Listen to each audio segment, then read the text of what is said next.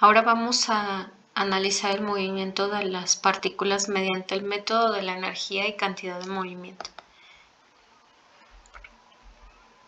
Comenzamos con un objeto, que es una partícula que se mueve de la posición A la posición A'.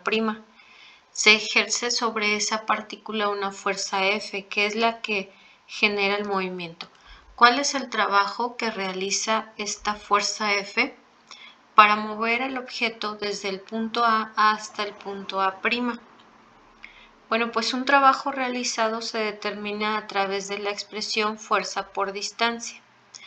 En este caso, como es un pequeño diferencial de desplazamiento dr, entonces un delta U es igual a F por delta R.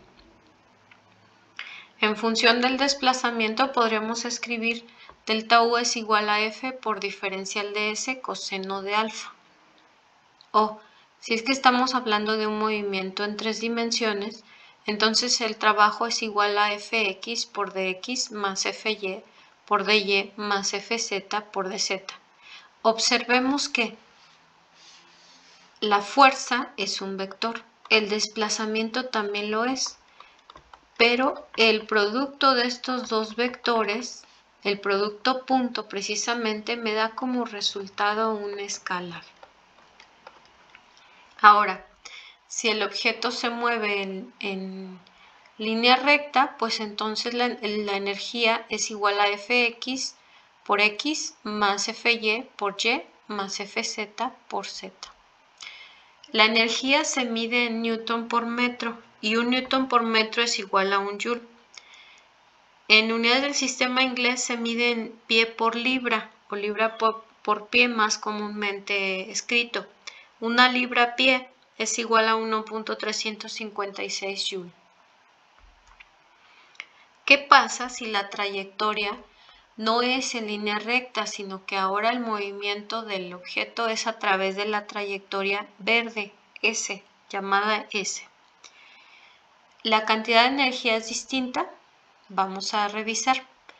Nuevamente, para calcular el trabajo realizado, la expresión es fuerza por distancia, es decir, tendríamos que determinar la energía a través de la integral desde S1 hasta S2 de F por coseno de alfa diferencial de S.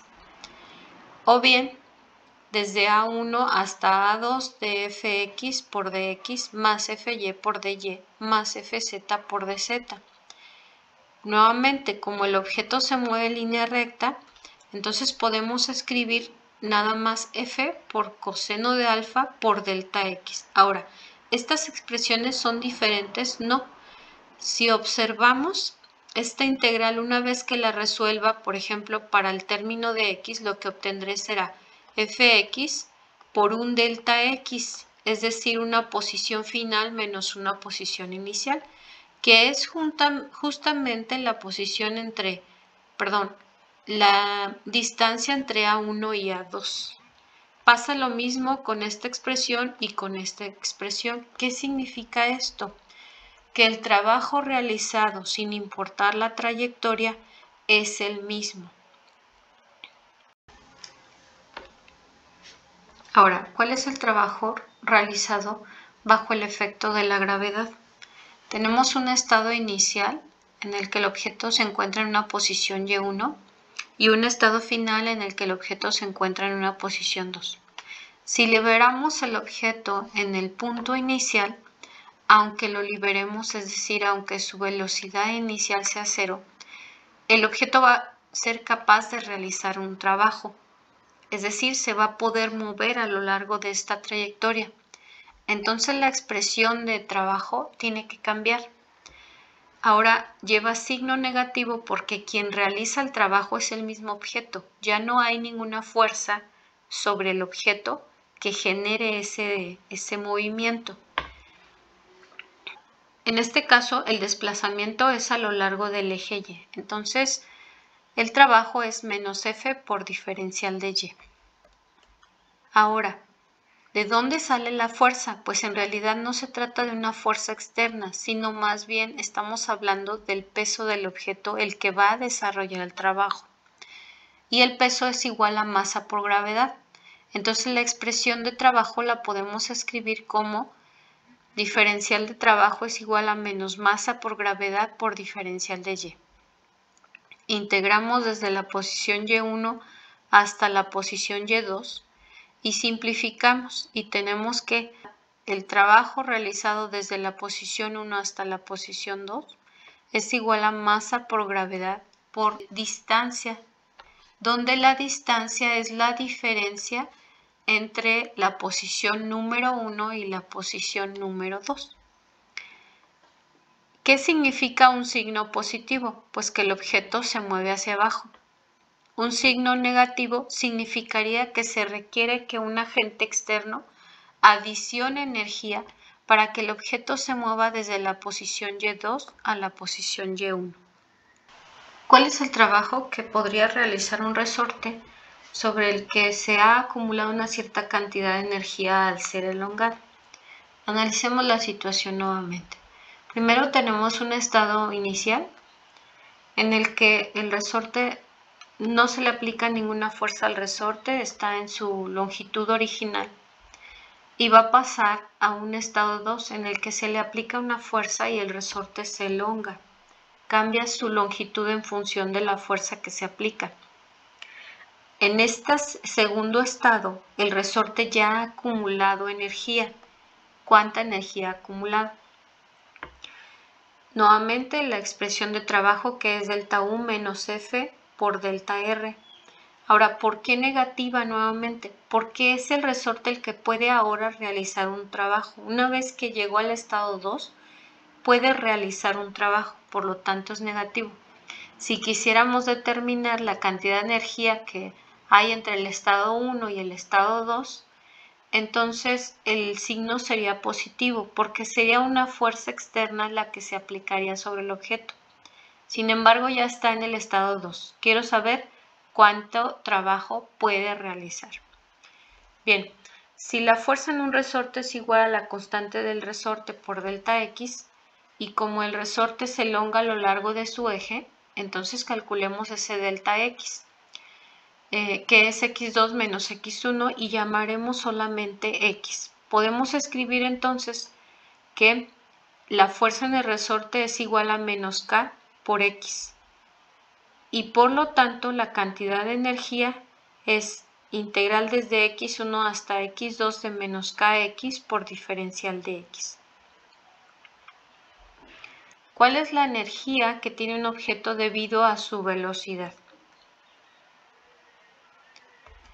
Tenemos un estado inicial en el cual la partícula, que en este caso es una pelota, lleva una velocidad 1 y se mueve hasta un estado 2 en el cual la pelota lleva una velocidad número 2. Recordemos que la fuerza en dirección tangencial es igual a la masa por la aceleración tangencial, es decir, masa por derivada de la velocidad con respecto al tiempo. Esta derivada en función del desplazamiento la podemos escribir como dv con respecto a s por ds con respecto a t. Como la velocidad es igual al desplazamiento con respecto al tiempo, entonces podemos escribir que la fuerza en dirección tangencial es igual a la masa por la velocidad por la derivada de la velocidad con respecto al desplazamiento, de donde, sustituyendo en la fórmula de trabajo realizado, tenemos que trabajo desde 1 a 2 es igual a la integral desde S1 a S2 de la fuerza en dirección tangencial por el desplazamiento, pero dado que acabamos de determinar que la fuerza en dirección tangencial es masa por velocidad por dv entre ds, al sustituir obtendremos masa por velocidad dv con respecto a s por ds, obtendremos masa por velocidad diferencial de v. Esta energía debido al movimiento del objeto se le llama energía cinética, se indica a través de una letra T mayúscula. Resolviendo la integral y utilizando T en lugar de U, tenemos que la energía total es igual a la energía cinética en el punto 2 menos la energía cinética en el punto 1. Es decir, un medio de la masa por la velocidad 2 al cuadrado menos la velocidad 1 al cuadrado. Además, si hablamos de energía, tenemos que hablar de la potencia. ¿Y qué es la potencia? La cantidad de energía que puede desarrollar un objeto por unidad de tiempo, es decir, delta U entre delta T. ¿Cómo determino la potencia? Pues si la fuerza por el diferencial de desplazamiento es la energía, lo sustituimos y obtenemos que la potencia es igual a la fuerza por la velocidad. En cuanto a la eficiencia es igual a la potencia de salida entre la potencia de entrada. Es un valor que se encuentra entre 0 y 1.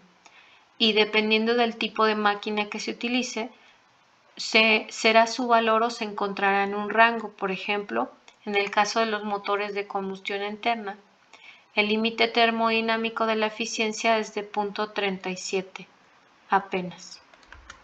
Gracias por ver este video. Hasta pronto.